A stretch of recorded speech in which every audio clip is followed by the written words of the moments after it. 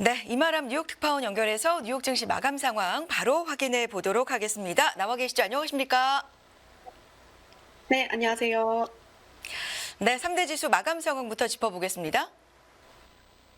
네, 오늘 미국 현지 시간으로 12월 4일 월요일입니다. 뉴욕 증시 약 10분 전에 마감을 했는데요.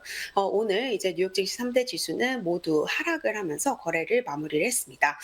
최근 이제 뉴욕 증시가 엄청난 강세를 보이면서 굉장히 좋은 흐름을 보였었는데요. 일단은 최근에 강세에서 일시 멈춤하면서 미국 연방준비제도의 금리 인하 궤도에 대해서 조금 신중하게 따져보고 있는 분위기입니다. 오늘 종가 기준으로 이제 나스닥 지수가 전일 대비 0.8% 정도 조정을 받으면서 3대 지수 중에 가장 큰 폭의 낙폭을 나타냈습니다. 채권 금리가 오늘 오르면서 나스닥 지수가 떨어지는 모습을 나타냈고요. 이외에 S&P 500 지수가 전거래일 대비 0.54% 하락, 그리고 다우 지수는 전일 대비 0.11% 내리는 모습을 나타냈습니다. 지금 이제 채권 시장에서도 향후 이 금리 인하 타이밍이라든지 금리 인하 폭에 대한 이 고민이 굉장히 치열하게 일어나고 있는 모습입니다. 그렇기 때문에 금리 같은 경우는 오늘 좀 많이 오르는 모습을 보였는데요. 바로 직전주에 있었던 금리 급락세를 일부 되돌리는 흐름이 오늘 채권장에서 나타났습니다. 지금 주요물 채권 금리가 모두 이제 5bp에서 10bp 정도씩 오른 수준을 나타내고 있습니다. 우선 미국 10년물 채권 금리 같은 경우 이제 전일 대비해서 7bp 정도 오른 수준을 뉴욕 증시 마감 무렵에 나타냈고요. 지금 현재 기점으로는 전 거래일 대비해서 5bp 오른 4.25% 수준 나타내고 있습니다. 이 통화 정책에 가장 민감하다라고 보는 트렌치인 2년물 금리 같은 경우 장중에 전일 대비 10bp 이상 급등을 했습니다. 레벨은 4.65% 수준 나타내고 있고요. 30년물 금리 역시 전일 대비 4bp 정도 뉴욕 증시 마감 무렵 오르면서 4.43% 수준에서 거래가 됐습니다. 달러화는 소폭의 강세를 나타내고 있습니다. 달러화 지수 103.6선을 나타내고 있는데요. 전거래일보다는 약간 높은 수준을 기록을 했습니다. 한편 유가 같은 경우는 사흘 연속으로 오늘까지 하락 마감하는 모습을 나타냈습니다. 지금 오펙 플러스의 주요 산유국 감산량에 대한 불확실성이 계속 이어지면서 뿐만 아니라 글로벌 경기 둔화에 따른 수요 둔화에 대한 우려도 영향을 미쳤습니다. 오늘 1월물 WTI 가격이 전날 대비 1.4% 하락을 하면서 배럴당 73.04달러의 거래를 마쳤고요. 지금 원자재 시장이라든지 가상화폐 시장에서도 큰 움직임이 관측이 되고 있습니다. 지금 미국 연방준비제도의 내년 금리 인하 기대에 따라서 금 가격은 역대 최고치 수준으로 폭등을 한 상태인데요. 오늘 내년 2월물 이 금 가격이 장중에 2,150달러도 상회를 하면서 역대 최고치 수준으로 올랐습니다. 귀금속 전문가들 금 가격이 향후에도 계속 오름세를 보일 수 있을 것이다라고 관측을 하고 있는 모습이고요. 비트코인의 가격 역시 오늘 핵심 저항선을 돌파를 하면서 급속한 강세를 나타냈습니다. 오늘 뉴욕장에서 비트코인이 42,000달러를 상회하는 모습을 보였고요. 작년 4월 이후 가장 높은 수준을 유지를 했습니다. 반면에 월가의 공포지수라고 불리는 이제 CBOE 빅스 지수 같은 경우는 올해 들어서 가장 낮은 수준을 유지하고 있는 상황입니다. 네, 3대 지수는 쉬어가는 가운데 금 가격과 비트코인 가격의 상승이 단연 눈에 띄는 하루였다고 볼 수 있는데 장중 흐름 짚어보겠습니다. 3대 지수 꽤 오랫동안 상승 후 오늘 숨고르기를 보인 거죠. 정리해 주실까요? 네, 오늘 뉴욕 증시는 약간의 그간의 상승세를 공고화해가는 흐름, 그리고 최근 있었던 급등세를 약간 되돌리는 모습의 장이었다라고 평가를 할 수 있을 것 같습니다.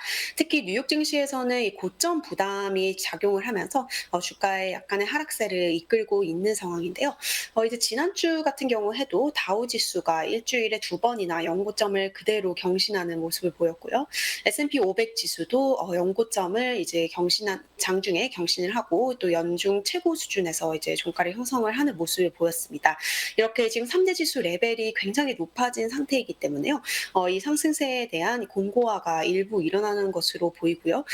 또 이제 제롬 파월 연방준비제도 의장 발언 이제 나중에 자세하게 설명드리겠지만 파월 의장의 발언에 대한 재해석이 일부 일어나고 있습니다. 이에 따라서 약간의 숨고르기 장세가 펼쳐지고 있다라고 볼 수 있을 것 같습니다. 지금 3대 지수 그럼에도 불구하고 굉장히 중요한 레벨을 이미 뚫고 올라선 상황입니다. 다우 지수 오늘까지 계속해서 36,000선을 사수를 하고 있는 상황이고요. S&P 500 지수 같은 경우는 오늘 종가 기준으로 4,570선 코앞에서 마감을 했습니다. 나스닥 역시 14,000선을 그대로 잘 유지를 해주고 있는 상황인데요. 3대 지수 모두 지난주까지 5주 연속으로 상승을 했습니다. 그렇기 때문에 약간의 숨고르기 흐름이 나타난 장이었다라고 오늘 평가할 수 있을 것 같습니다. 네. 다우는 36,000선을 돌파하고 S&P 500도 연중 최고치를 돌파하고 나서 지금 숨고르기 양상을 보이고 있는 장중 흐름이었습니다. 단연 시장은 금리 인하를 과연 할 것인가, 언제 할 것인가 뭐 이런 쪽에 좀 집중을 하게 되는데요. 지난주에 시장에 좀 큰 영향을 줬던 파월 의장의 발언을 비롯해서 시장이 보고 있는 금리에 대한 이야기 정리해 주실까요? 네, 지금 이제 사실 지난주 금요일 날 제롬 파월 연방준비제도 의장이 이제 한 대학에서 했던 연설이 시장에서는 약간 의외의 결과를 가지고 왔습니다. 지난주 파월 의장 이제 공개 석상에 나와서 금리 인하 시기를 가늠하기는 시기상조다라고 얘기를 했고, 인플레이션이 잡히지 않으면 금리 인상을 여전히 할 수 있다라는 원론적인 발언을 했는데요. 지난주 금요일 날 있었던 이 발언에서 투자자들은 이 파월 의장의 발언을 굉장히 비둘기파적으로 해석을 했습니다. 이제 이유가 여러 가지 있는데요. 첫 번째로는 뭐 파월 의장 원래 겁주는 식으로 얘기하는 사람이다라고 시장은 해석을 했고요. 물론 이제 인하의 시기에 대해서 뭐 아직까지 인하는 많이 멀었다라고 얘기를 했지만 인하가 멀었다라는 얘기는 동시에 금리 인상은 이제 더 이상 없다라는 의미로 생각을 할 수 있다라고 전문가들 진단했습니다. 그리고 파월 의장의 발언의 이 뉘앙스적인 차이에서 약간의 좀 비둘기파적으로 돌아선 부분이 분명히 관측이 된다라는 이런 분석이 나오고 있고요. 이제 지난주 월러 이사가 조금 이제 완화적인 발언을 한 이후에 시장은 이 파월에 대해서는 상당히 완화적으로 평가를 했고요. 어떻게 보면은 이제 파월이 의도하지 않게 시장을 조금 떠받쳐준 부분이 있다라고 볼 수 있을 것 같습니다. 이 여파로 이제 전 거래일 뉴욕 증시에서 주가가 급등했었고 채권 금리가 급락을 했었는데요. 지금 채권 시장을 중심으로 과연 파월 의장이 비둘기였나라는 이런 재평가가 조금 일각에서 일어나고 있는 분위기입니다. 사실 시장이 너무나도 이 원론적인 발언을 조금 너무 좋게만 바라본 측면이 있는 것은 사실이고요. 그렇기 때문에 채권 시장 일부 그리고 주식 시장에서도 약간 이 파월 의장의 발언에 대한 해석을 다시 되돌리면서 오늘 장에서는 좀 방향성이 지지부진한 모습이 나왔다라고 평가를 할 수 있을 것 같습니다. 지금 이제 뉴스 헤드라인을 보고 계시는데요. 여기 이런 헤드라인으로 기사가 시작을 하고 있습니다. 과연 누구를 믿어야 하는가? 이제 제롬 파월 연방준비제도 의장의 원론적인 발언을 말 그대로 받아들여야 하는가? 아니면 이제 비둘기파적으로 이를 해석하고 반응하고 있는 시장을 우리가 믿어야 하는가에 대한 이 시장의 딜레마가 지금 펼쳐지고 있는 상황인데요. 우선 이제 핵심적인 이 핵심적인 결과는 결국 이번 주에 발표되는 11월 비농업 고용 보고서 그리고 12월 FOMC 첫날 발표되는 CPI 결과를 보고 이제 모든 것이 결정이 될 것으로 보입니다. 결국 이제 앞으로 발표되는 인플레이션 지표와 고용 보고서에서 우리가 원하는 숫자가 나온다면 시장은 향후 금리 인하에 대한 시나리오를 확실시할 것으로 보이는데요.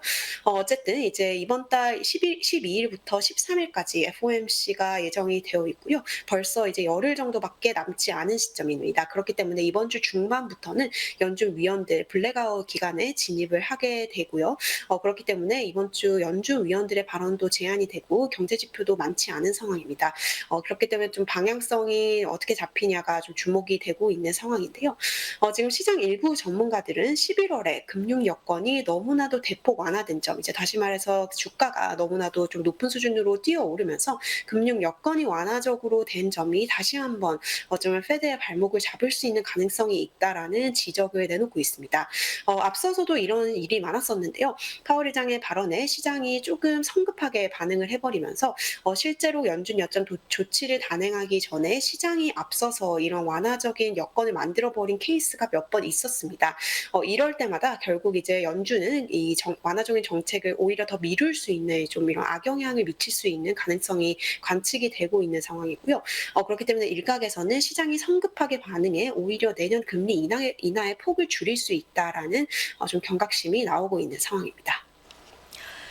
네, 지난 주말 있었던 이 제롬 파월 의장의 발언을 어떻게 해석하느냐 시장에서 정말 의견이 좀 많고요. 그 이전에 있었던 월러 이사의 발언을 뭐 뒤집을 만한 강도는 아니었다부터 시작해서 굉장히 여러 지금 해석이 나오고 있는데 3월에 금리를 인하할 가능성도 굉장히 높아졌잖아요. 시장의 지금 금리 전망 어떻게 나오고 있는 겁니까? 네. 결국 이제 지금 현재 시장의 방향성 그리고 12월 들어서 연말 랠리라든지 내년에 있을 광범위한 랠리의 여부는 이 연준의 금리 인하 그리고 금리 인하의 폭, 타이밍에 달려 있다라고 이 모든 것이 달려 있다라고 해도 과언이 아닐 것 같은데요. 시장에서는 지금 현재 이 금리 인하의 타이밍에 대해서 상당히 좀 빨리 올 수 있다. 그리고 좀 큰 폭으로 일어날 수 있다라는 점을 가격에 반영을 하고 있는 것 같습니다. 지금 시카고 상품 거래소의 이 페드워치 2를 보고 계시는데요. 지금 현재 시점 같은 경우는 내년 1월 금리를 연준이 인하할 가능성이 12% 정도로 관측이 되고 있습니다. 내년 1월까지 연준이 금리를 한 차례 인하할 수 있다라는 가능성이 12% 정도 반영이 되는 수준이고요. 이 12%라는 수치는 바로 직전일인 14% 수치보다는 약간 낮은 수준이지만 그래도 이제 1월 인하 가능성이 없지는 않다라는 의미로 볼 수 있을 것 같습니다.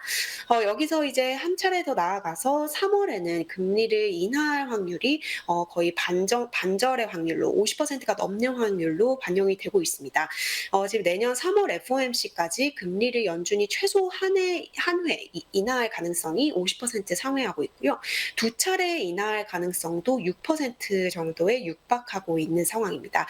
혹은 3월 회의까지 연준이 빅스텝 인하를 단행할 수 있다라는 가능성 또한 6.3% 정도로 반영이 되고 있는 상황이고요. 5월 같은 경우에는 더 이제 금리 인하 가능성이 유력하게 진단이 되고 있습니다.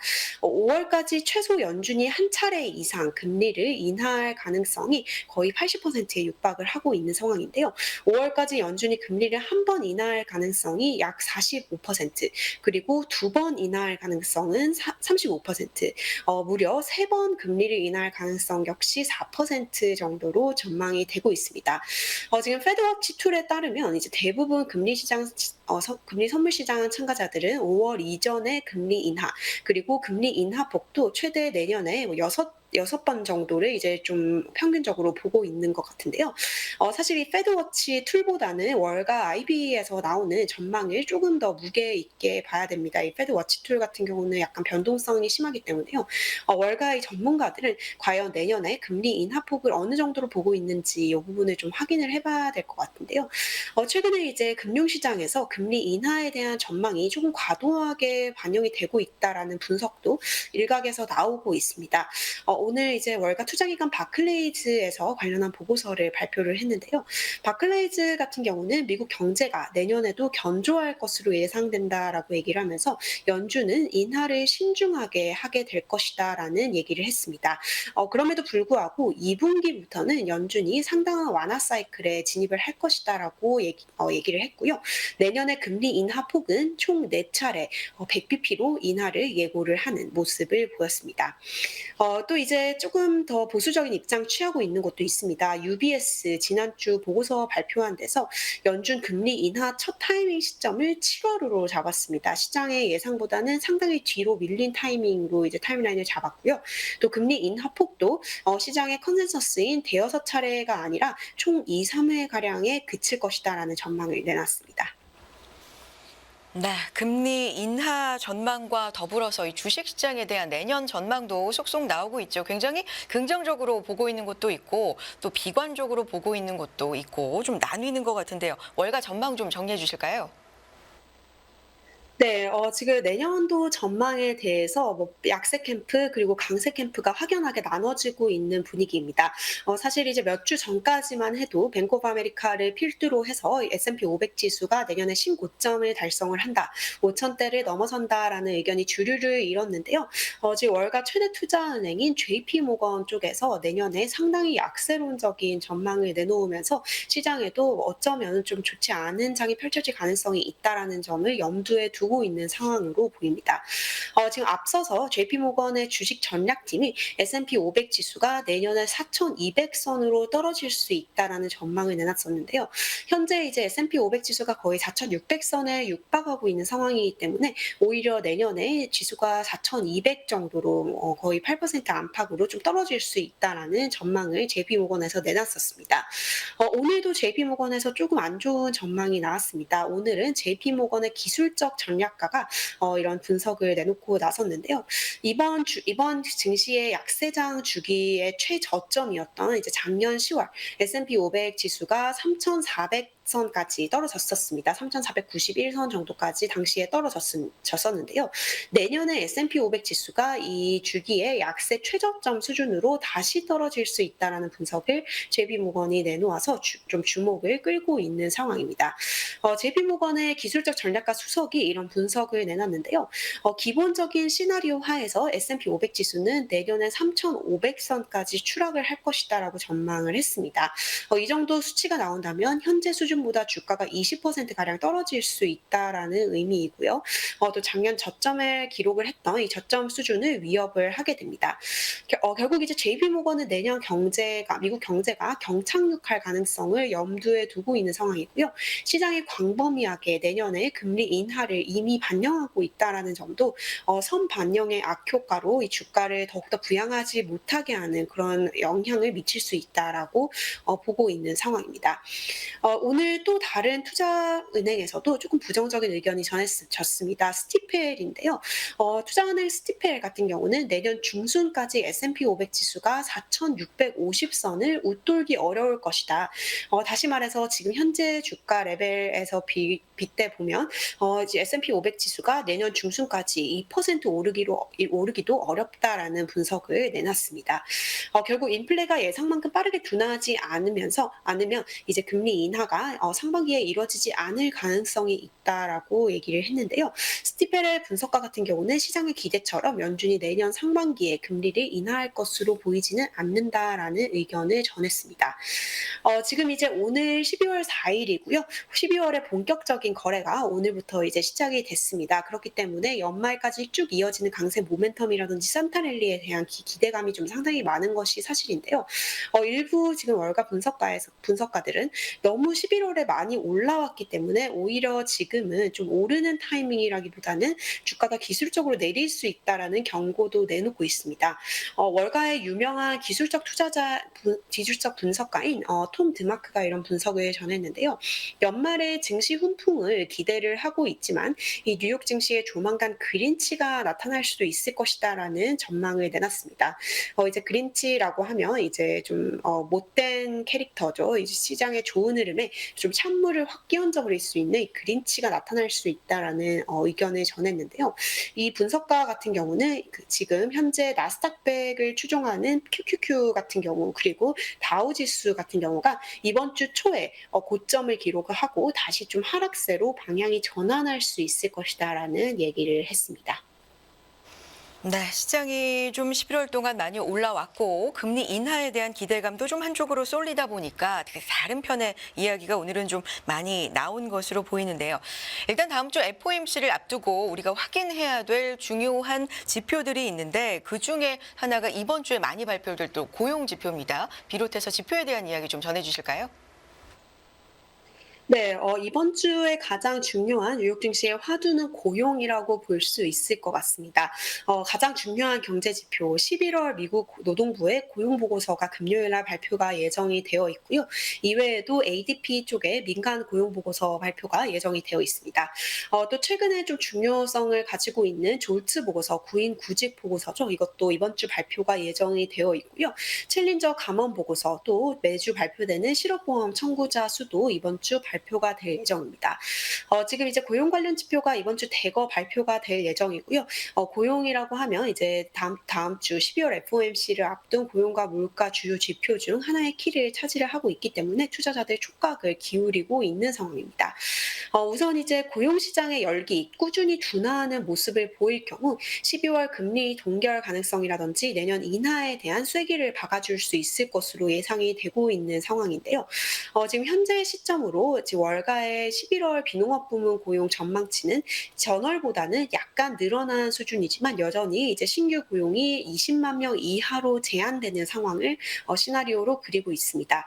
월스트리트 저널의 11월 비농업 부문 신규 고용 전망치 19만 명으로 전망이 되고 있고요. 실업률은 3.9%로 전망이 현재 시점으로 되고 있는 상황입니다. 결국 이제 이번 주 발표되는 고용 지표 또 FOMC 첫날 발표가 예정이 되어 있는 CPI 등이 이제 향후 금리 인하에 대한 경로를 확실시켜줄 것으로 예상됩니다. 네, 이런 가운데 고용 얘기 하나만 더 해보겠습니다. 고용이 더 둔화될 가능성이 있다. 미니애폴리스 연은의 분석이 나왔는데 이 부분 전해주실까요? 네, 이제 고용이 좀 포커스가 더져 있는 상황에서 미니애폴리스 연은 쪽에서 고용 시장이 조금 더욱더 둔화할 가능성이 있다라는 분석을 내놨습니다. 증시 입장에서 봤을 때 적당한 고용 둔화는 오히려 조금 좋게 해석될 수 있는 부분이 여지가 있는 부분인데요. 미니애폴리스 연은 같은 경우는 경제가 전체적으로 냉각이 된다면 이 고용주가 신규 채용 의지 자체를 잃어버릴 수 있다라는 분석을 전했습니다. 만약에 이 고용주가 신규 채용에 대한 의지를 잃어버리면 그만큼 이제 빈 일자리는 더 줄어들 것으로 예상이 되고 있는데요.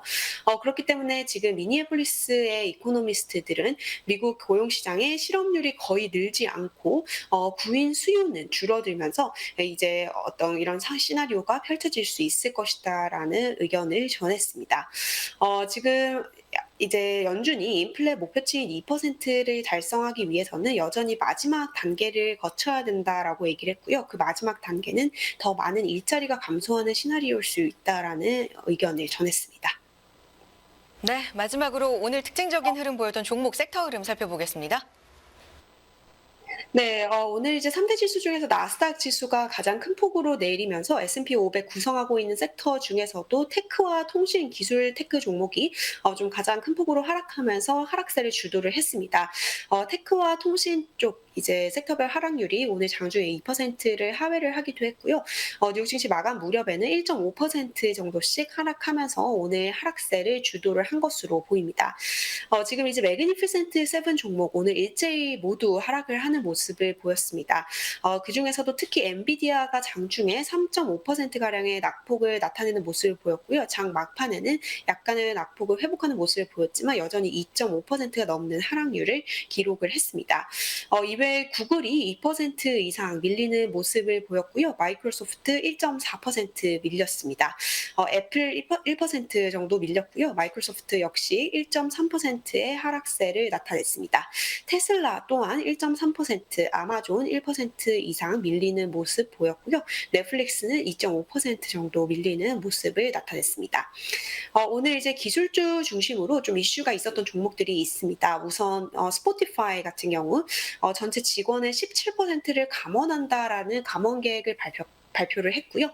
이에 대한 반작용으로 주가는 7% 이상 오르는 모습을 나타냈습니다. 지난주에 미국 차량 공유 서비스 업체 우버가 S&P 500에 편입되는 것에 대한 승인을 받았는데요. 오늘 뉴욕장에서 주가는 2% 이상 오르는 모습을 보였습니다. 특징적인 종목이 있는데요. 알래스카 항공 같은 경우는 회사가 하와이안 항공을 인수한다라는 발표를 했고요. 이에 따라서 하와이안 항공의 주가는 거의 200% 정도 폭등을 했지만 알래스카 항공의 주가는 14% 이상 밀리는 모습을 나타냈습니다. 네, 뉴욕 증시 상황 정리해 주셨습니다. 임하람 뉴욕 특파원 함께했습니다. 고맙습니다. 네, 감사합니다.